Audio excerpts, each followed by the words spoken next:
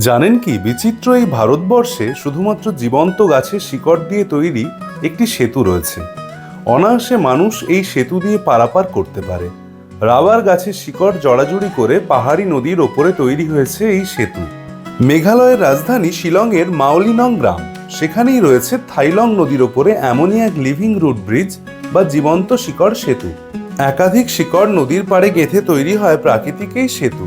শিকড়ের নতুন শাখা প্রশাখা দখল করে নেয় পুরনো ক্ষয়ে যাওয়া শিকড়ের অংশ, ফলে সেতু হয় আরও মজবুত। গোটা প্রক্রিয়াটি সম্পূর্ণ করতে 20 বছর সময় নেয় প্রকৃতি।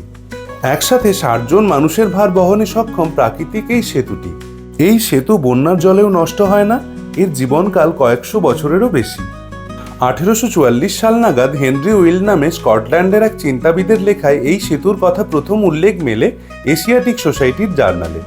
ধন্যবাদ, নমস্কার।